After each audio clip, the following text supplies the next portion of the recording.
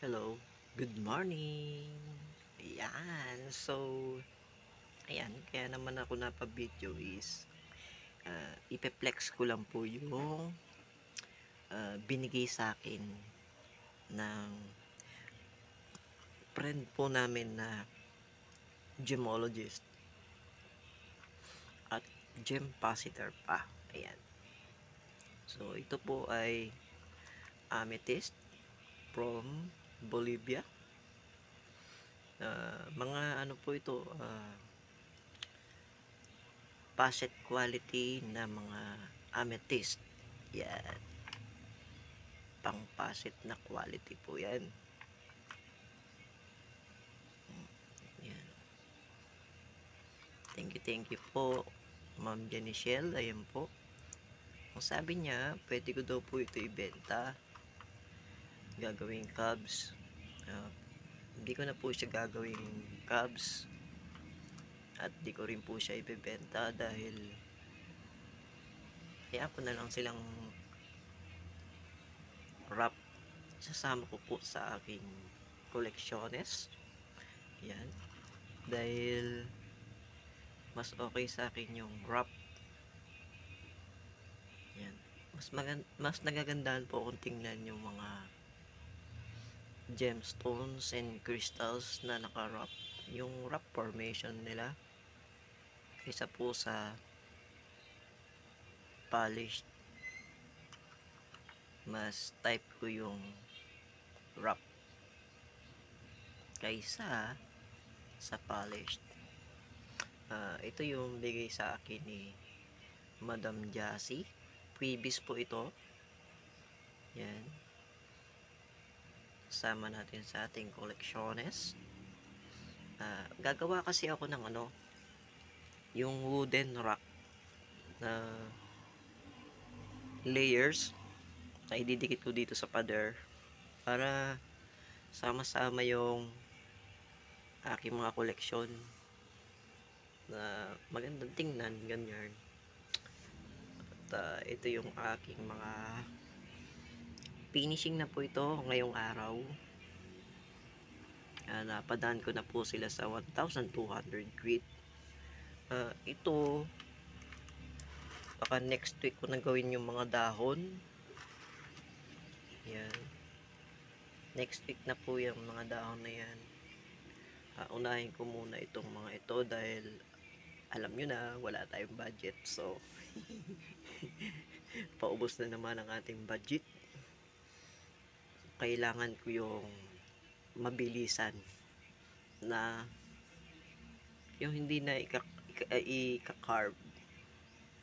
Bali ito bubutasan ko na lang, depende na rin po sa bibili kasi mamaya mo meron kasi mga customer na ayaw ng may butas. Kasi totoo naman na nasisira yung ganda ng gems pagka binubutasan. So baka balak nilang i-wire wrap na lang. Para sa akin po kasi pag binubutasan ng gems pumapangit. Hindi ko parang mas maganda kung cubs lang tas ilalagay o ilalapat sa gold and silver na setting. Yan. Ito ay bagong disenyo, polish yung harap at harapan likod para may idea sila na ganito pala yan. Pangit ang kabila pangit yung balat niya, tapos hindi mo alam na may maganda palang laman, diba? Parang sa ugali ng tao, yung pangit siya pero maganda ang kalooban, diba? Parang ako lang, ay joke. Yan, so yan, ito ang ganda nito, purple chalcedony. Napakarami pong purple pala sa amin. Nung mga nakaraang buwan, naghahanap ako ng purple, pero meron palang purple dito sa amin. Yan. ito may may-ari na po nito eh. Yan. May iniintay lang. Ang mga kasama nito ay na andito sa ating mahiwagang compartment. Dito po yan. Ito yung isa. Yan. Yung Philippine Rhodonite. Pink Rhodonite. Yan. Isa lang po ang may-ari niyan. Yung Pink Rhodonite. Yan. Pink Rhodonite. At saka ito. Multicolored Jasper. Ganda na ito.